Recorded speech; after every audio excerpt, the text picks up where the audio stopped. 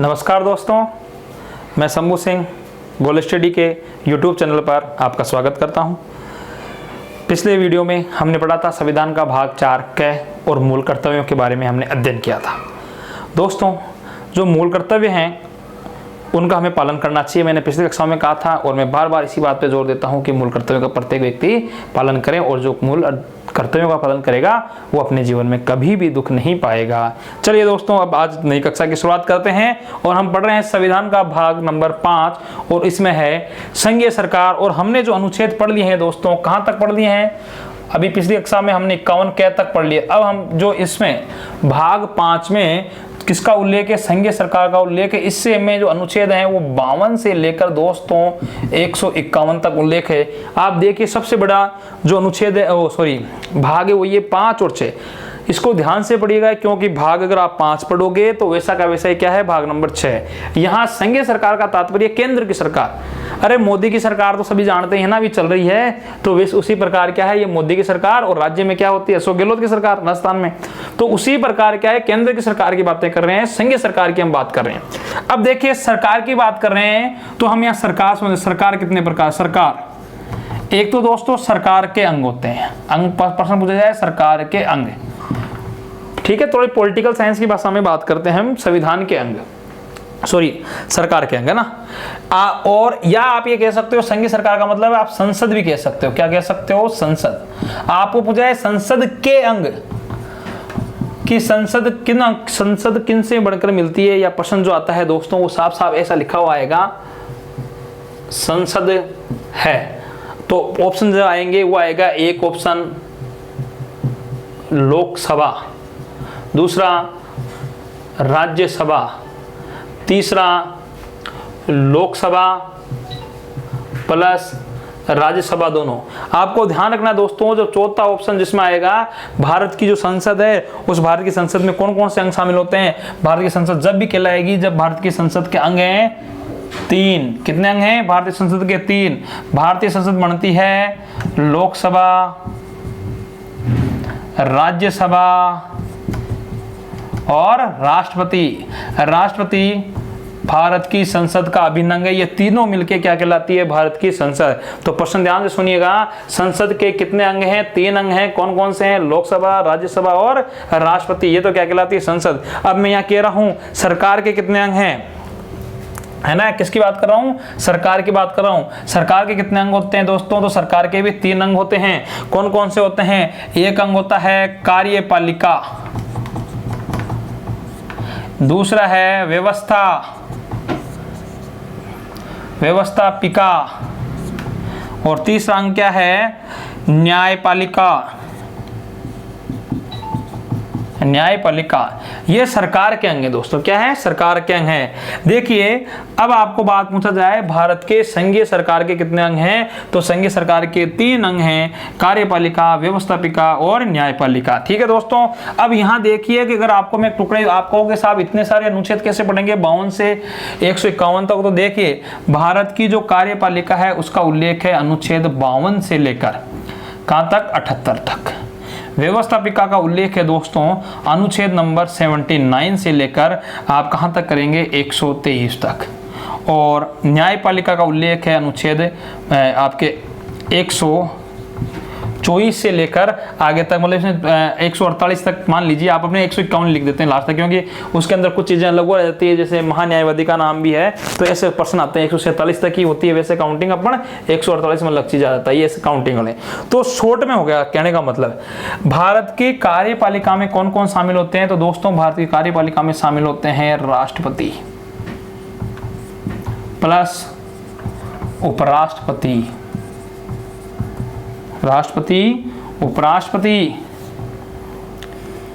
Plus Bharat का प्रधानमंत्री plus उसकी मंत्री परिषद प्लस महाधिवक्ता। कौन होता है? महाधिवक्ता, महाधिवक्ता नहीं, महान्यायवादी। क्या होता है? महान्यायवादी। ये होते हैं, मतलब काम करने। कार्यपालिका का तात्पर्य है काम करने वाले लोग, राष्ट्रपति उपराष्ट्रपति। तो दोस्तों देखिए, पिछली बार जो प्रश्न आया रिट में वो ऐसा आया कि मंत्रिपरिषद का उल्लेख संविधान के कौन से अनुच्छेद में है। तो देखिए आपको शॉर्ट में करना है, उसमें जो अनुच्छेद दिया हुआ है उनके अंदर एक अनुच्छेद दिया हुआ आया था अनुच्छेद 74, और बाकी ऐसे थे जैसे मान लीजिए अनुच्छेद 5, अनुच्छेद 257, अनुच्छेद 300, अनुच्छेद 395। तो कौन सा 74। तो आप उस 74 को ऐड क्यों करेंगे कि देखिए 52 से 78 के बीच में क्या आ रहा है, 74 आ रहा है, मतलब इनमें से एक नाम तो आएगा। तो भारत का प्रधानमंत्री व मंत्रिपरिषद का उल्लेख इसमें था अनुच्छेद 74 में। व्यवस्थापिका में कौन कौन आते हैं दोस्तों, तो व्यवस्थापिका के अंदर जो शामिल होते हैं वो व्यवस्थापिका के अंदर हैं आपके क्या क्या नाम आएंगे, व्यवस्थापिका के अंदर नाम आएंगे आपके राज्यसभा प्लस लोकसभा, ये आपकी व्यवस्थापिका होगी। न्यायपालिका में आ गया दोस्तों उच्चतम न्यायालय, उच्चतम न्यायालय क्या आ गया, उच्चतम न्यायालय। आई बात समझ में। तो इस प्रकार ये शॉर्ट के अंदर आपको याद करना है। भारत की संघीय सरकार की हम बात करें हैं तो एक तो मैंने आपको बहुत बढ़िया प्रश्न बताया है, ये प्रश्न 100% आता है कि संसद के अंग कितने हैं, तो संसद के 3 अंग हैं, लोकसभा, राज्यसभा और राष्ट्रपति, है ना। आप वो जो सरकार के कितने अंग हैं, तो सरकार के 3 अंग हैं, कार्यपालिका, व्यवस्थापिका, न्यायपालिका। मैं यहाँ सरकार बोल रहा हूँ या संसद बोल रहा हूँ, है ना। आई बात समझ में। और अब हम जो पढ़ेंगे वो पहले से अध्ययन करेंगे किससे, कार्यपालिका के बारे में। किसके बारे में अध्ययन करेंगे दोस्तों, कार्यपालिका में। अब देखिए आप कार्यपालिका की बात करें तो एक प्रश्न और बनता है, कार्यपालिका विश्व में 2 प्रकार की होती है। कार्यपालिका किस प्रकार की पाई जाती है, 2 प्रकार की। ये मैं थोड़े से आपको संविधान की भाषा नहीं है, पॉलिटिकल साइंस की भाषा बता रहा हूं। सरकार के कितने अंग, 3, संसद के कितने अंग, 3। संसद के 3 अंग कौन से, लोकसभा, राज्यसभा और क्या, राष्ट्रपति। यहाँ सरकार के कौन से अंग है, कार्यपालिका, व्यवस्थापिका और न्यायपालिका। अब मैं कह रहा हूं कार्यपालिका कितने प्रकार की होती है, कार्यपालिका 2 प्रकार की होती है। आपने नाम सुना होगा, चलो यहाँ लिखते हैं। एक है नाम मात्र की कार्यपालिका और एक कार्यपालिका होती है वास्तविक कार्यपालिका, वास्तविक कार्यपालिका। देखिए नाम मात्र की कार्यपालिका में देश का मालिक क्या होता है, देश की सत्ता जो होती है देश का मुखिया होता है। उसमें देश की सत्ता देश के मुखिया के हाथ में होती है, जैसे देश का राजा। उदाहरण के लिए आप देखिए, उदाहरण के लिए नाम मात्र की कार्यपालिका का उदाहरण देखिए, भारत का राष्ट्रपति। हमारे देश का मालिक कौन है, हमारे देश का मालिक दोस्तों राष्ट्रपति है। तो देश का मुखिया है वो नाम मात्र, भारत का राष्ट्रपति नाम मात्र का है। क्या भारत के राष्ट्रपति को पावर है, भारत के राष्ट्रपति को इतने पावर नहीं है। दूसरा उदाहरण देखिए, भारत का के संदर्भ में तो राष्ट्रपति, और यह आप देखेंगे इंग्लैंड के संदर्भ में, किसके संदर्भ में, इंग्लैंड के संदर्भ में। इंग्लैंड का क्या है, राजा, या इंग्लैंड का क्या होता है, रानी। क्या होता है, राजा या रानी होता है ना। तो इंग्लैंड के राजा और रानी को भी क्या नहीं है, पावर नहीं है। ये तो है दोस्तों नाम मात्र। वास्तविक कार्यपालिका देखिए, इसमें जो होता है वो सरकार का प्रमुख होता है, शासन का प्रमुख। मालिक कौन होता है, शासन का प्रमुख। उदाहरण के लिए देखिए भारत में के संदर्भ में देखें तो भारत में शासन का प्रमुख कौन है, तो भारत में तो है प्रधानमंत्री। कौन है दोस्तों, प्रधानमंत्री। और अमेरिका के उदाहरण में देखते हैं USA, और अमेरिका का क्या है, राष्ट्रपति। दोस्तों क्या है, अमेरिका का राष्ट्रपति। मेरा कहने का तात्पर्य है, क्या भारत का राष्ट्रपति अमेरिका के राष्ट्रपति के बराबर है क्या, तो नहीं है। अमेरिका के राष्ट्रपति को जो पावर है भारत के राष्ट्रपति को नहीं है। भारत का राष्ट्रपति अमेरिका राष्ट्रपति के बराबर नहीं है। भारत का प्रधानमंत्री अमेरिका के राष्ट्रपति के बराबर है। तो ये कार्यपालिका और वास्तविक कार्यपालिका में अंतर समझे आप। देखिएगा, वापस बता रहा हूं आपको, हम पढ़ रहे हैं संविधान का भाग नंबर 5, संघीय सरकार का उल्लेख है, और कहां से कहां तक है, 52 से लेकर 151 तक है। संघीय सरकार का मतलब है संसद। संसद के कितने अंग होते हैं, तो दोस्तों संसद के 3 अंग हैं। कौन कौन से हैं, मैंने बताया है अभी आपको। एक तो है लोकसभा और एक है क्या दोस्तों, राज्यसभा। क्या है, लोकसभा और राज्यसभा, और एक क्या है, राष्ट्रपति। आई बात समझ में यहाँ पर। ये तो किसके हैं, संसद के अंग हैं। अब आप पूछे सरकार के कितने अंग हैं, तो सरकार के अंग हैं 3। कौन कौन से? कार्यपालिका, व्यवस्थापिका और न्यायपालिका। कार्यपालिका का उल्लेख कहाँ से कहाँ तक है? 52 से लेकर 78। भारत की कार्यपालिका में निम्न में से कौन कौन शामिल होते हैं? भारत का राष्ट्रपति, भारत का उपराष्ट्रपति, भारत का प्रधानमंत्री, भारत की मंत्रिपरिषद और महान्यायवादी। भारत की व्यवस्थापिका में लोकसभा, राज्यसभा होती है। भारत की न्यायपालिका में सुप्रीम कोर्ट आता है। हम बात कर रहे हैं देश की कार्यपालिका की बात करेंगे तो दुनिया में कार्यपालिका 2 प्रकार की पाई जाती है, एक नाम मात्र कार्यपालिका और एक क्या होती है? वास्तविक कार्यपालिका। नाम मात्र कार्यपालिका में जो मेन मालिक होता है वो देश का क्या होता है? मुखिया होता है, नाम मात्र का मुखिया। जैसे भारत के संदर्भ में है तो भारत का क्या है? राष्ट्रपति, और इंग्लैंड के संदर्भ में देखें तो इंग्लैंड का राजा या रानी। आई बात समझ में? वास्तविक कार्यपालिका में शासन का प्रमुख होता है, वही देश का मालिक होता है। जैसे भारत के अंदर प्रधानमंत्री है ना, और यूएसए में राष्ट्रपति। तो ये हमने पढ़ा है अब इसके बारे के अंदर संसद के में। अब हम जो पढ़ेंगे वो 1 नंबर कार्यपालिका से स्टार्ट करेंगे, भारत की कार्यपालिका। तब तक आप इसका स्क्रीनशॉट ले लीजिए। अच्छा दोस्तों, स्क्रीनशॉट आपने ले लिया होगा। अभी तक जो हम चर्चा कर रहे थे, ये अब मैंने कहा है आपको कि अपन जो बात कर रहे हैं वो क्या कर रहे हैं? केंद्र सरकार की बात कर रहे थे दोस्तों। अब हम क्या करेंगे? कार्यपालिका पढ़ेंगे। केंद्र की कार्यपालिका मतलब भारत की कार्यपालिका की बात करेंगे, और भारत की कार्यपालिका में कौन कौन शामिल होते हैं उनके ऊपर एक एक पे अध्ययन करेंगे। सबसे पहले भारत के राष्ट्रपति के ऊपर अध्ययन करेंगे। देखिए मैं क्या कह रहा हूं, अपन क्या पढ़ेंगे? भारत की कार्यपालिका। भारत की कार्यपालिका। भारत की कार्यपालिका में अनुच्छेद कहां से कहां तक है दोस्तों? तो अनुच्छेद मैंने बताया 52 से लेकर 78 तक, अभी पढ़ने बात की। और इसमें शामिल कौन कौन होते हैं? तो इसके अंदर शामिल कौन कौन है? राष्ट्रपति, उपराष्ट्रपति, ये सब इसके अंदर क्या है? शामिल है। तो हम भारत की कार्यपालिका में पहले जो व्यक्ति के बारे में पढ़ेंगे दोस्तों, वो पढ़ेंगे भारत के राष्ट्रपति के बारे में। किसके बारे में पढ़ेंगे? भारत के राष्ट्रपति के बारे में पढ़ेंगे। भारत के राष्ट्रपति के लिए दोस्तों जो अनुच्छेद है आप सीधा याद रखिएगा 52 से लेकर 62 तक याद रख लीजिए, ठीक है? 52 से 62 तक किसका उल्लेख है? भारत के राष्ट्रपति का उल्लेख है। अब दोस्तों इसके अंदर ये देखिए, पहले तो भारत के राष्ट्रपति के उपनाम क्या बात करते हैं? उपनाम कि भारत के राष्ट्रपति को किस किस नाम से जाना जाता है। भारत का राष्ट्रपति क्या होता है? भारत का राष्ट्रपति, ये ऐसे लिखिए, यह है भारत का प्रथम नागरिक। भारत का प्रथम नागरिक। ये बार बार भारत नहीं लिखना ना। भारत की क्या है? कार्यपालिका का प्रधान। मैंने भारत की कार्यपालिका प्रधान लिखा है। यह क्या है? भारत की कार्यपालिका का नाम मात्र का प्रधान, सॉरी नाम मात्र, राष्ट्रपति की बात कर रहे हैं। राष्ट्रपति कार्यपालिका का प्रधान भी होता है और कार्यपालिका का नाम मात्र का प्रधान भी होता है, ठीक है? भारत की तीनों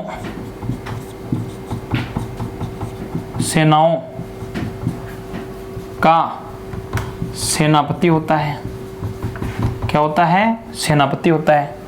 सर्वोच्च सेनापति बोलते हैं ना, तीनों सेना इसका ऑर्डर मानने के लिए बाध्य हैं, ठीक है दोस्तों? और क्या होता है? यह भारत का क्या होता है? यह प्रथम नागरिक लिखा है अपने ऊपर। यह प्रथम नागरिक बोलो या प्रथम व्यक्ति भी बोल सकते हैं दोस्तों। क्या बोल सकते हैं? व्यक्ति भी। स्त्री हो चाहे पुरुष हो, यह कहलाता है ना, यह प्रथम व्यक्ति कहलाता है। यह भारत की एकता व अखंडता का प्रतीक है। भारत की एकता व अखंडता का क्या कहलाता है? ये प्रतीक कहलाता है ना। ये ऐसे और भी बहुत सारे नाम हैं दोस्तों, पहले अपने ऊपर से बात करते हैं कि ये भारत का क्या है? प्रथम नागरिक है। क्या है? आपको पूछा जाए भारत का प्रथम नागरिक कौन है, तो भारत का प्रथम नागरिक कहलाता है राष्ट्रपति। तो हमारे इस देश के प्रश्न क्या आएगा आपके कि वर्तमान में देश के प्रथम नागरिक कौन है? तो वर्तमान में देश के प्रथम नागरिक कौन है? रामनाथ कोविंद। ठीक है, तो ये प्रथम नागरिक आ जाए या प्रथम व्यक्ति आ जाए, एक ही बात है, स्त्री और पुरुष हो व्यक्ति ना। एक बार क्या हुआ कि उल्टा हो गया ना। उल्टा का मतलब जो आप बताइए, देश का जो प्रथम नागरिक, अब आपको पूछा जाए देश का प्रथम पुरुष कौन है वर्तमान में, तो जो ये व्यक्ति होता है, व्यक्ति शब्द इसका मतलब होता है इसमें पुरुष भी काउंट होता है और महिला भी काउंट होती है। ध्यान सुनिएगा, वर्तमान में प्रथम व्यक्ति कौन है? तो रामनाथ कोविंद। वर्तमान में प्रथम पुरुष कौन है? तो भी रामनाथ कोविंद कहलाएंगे। बात समझ में आई?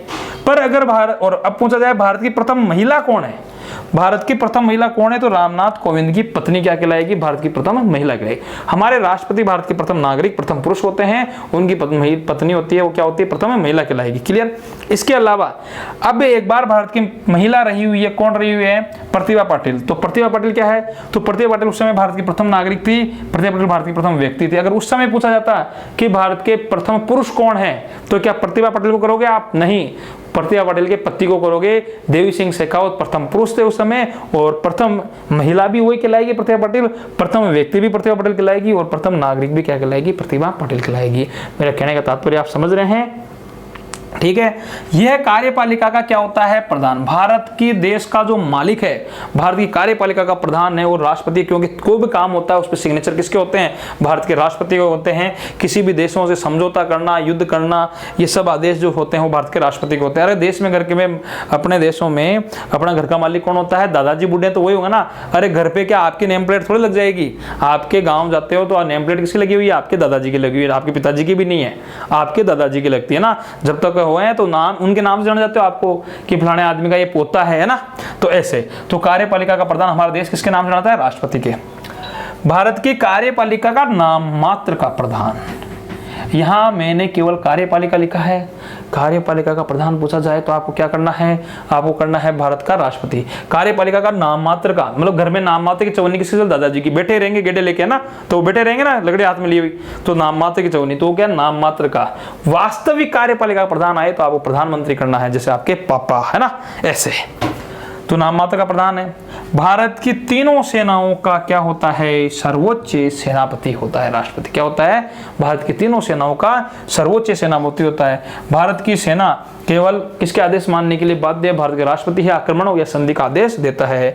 तो तीनों सेनाओं का सर्वोच्च सेनापति मालिक ये होता है। यह भारत की एकता व अखंडता का प्रतीक है। एकता और अखंडता का प्रतीक का तात्पर्य, भारत में बहुत सारे राज्य हैं। भारत में कितने राज्य हैं वर्तमान में? 28 राज्य हैं। और केंद्र शासित प्रदेश कितने हैं दोस्तों? 8 केंद्र शासित प्रदेश हैं। ठीक है, तो वो इतने सारे हैं। राज्य बहुत सारे हो सकते हैं, केंद्र शासित प्रदेश बहुत सारे, प्रदेश एक ही होगा भारत। और बहुत सारे मुख्यमंत्री हो सकते हैं, अपने अपने राज्यों के राज्यपाल होते हैं, परंतु एक देश का एक ही मालिक हमारा कौन है? वो भारत का राष्ट्रपति। इसलिए वो एकता का और अखंडता का क्या है? प्रतीक है दोस्तों। आई बात समझ में? ऐसे और भी इसके बहुत सारे उपनाम होते हैं भारत के राष्ट्रपति के, इनके बारे में अध्ययन करेंगे। अब जो हम पढ़ना स्टार्ट करेंगे वो अनुच्छेद 52 से लेकर 62 तक एक एक अनुच्छेद में आपको पढ़ाऊंगा कि राष्ट्रपति के अनुच्छेदों से कौन कौन से प्रश्न आते हैं, 52 में क्या लिखा हुआ है, 53 में क्या लिखा हुआ है, उसके बारे में बात करेंगे। देखिए दोस्तों, मैंने बार बार कहा है कि हम इस चैनल के माध्यम से आपको घर बैठे शिक्षा देना चाह रहे हैं, और घर बैठे आप शिक्षा ले भी सकते हैं। बाकी वही जो ऑफलाइन क्लास होती है वही ऑनलाइन क्लास हो रही है। मैं पूरी की पूरी वही कक्षाएं आपको इसमें पढ़ा रहा हूं। तो ज़्यादा से ज़्यादा इसको शेयर करें, है ना, और ज़्यादा से ज़्यादा लोगों तक इस बात को पहुंचाएं कि ऑनलाइन क्लास लिए गोल स्टडी चल रही है, और गोल स्टडी के यूट्यूब चैनल पर आपको ऐसी सुविधाएं दी जा रही है। दोस्तों नेक्स्ट वीडियो में जो हम पढ़ेंगे वो पढ़ेंगे हम अनुच्छेद राष्ट्रपति के बारे में 52 से लेकर 78, जितने भी राष्ट्रपति के बारे में जो शब्द आएंगे वो 52 से 62 तक के, उनके बारे में अध्ययन करेंगे। तब तक के लिए दोस्तों धन्यवाद।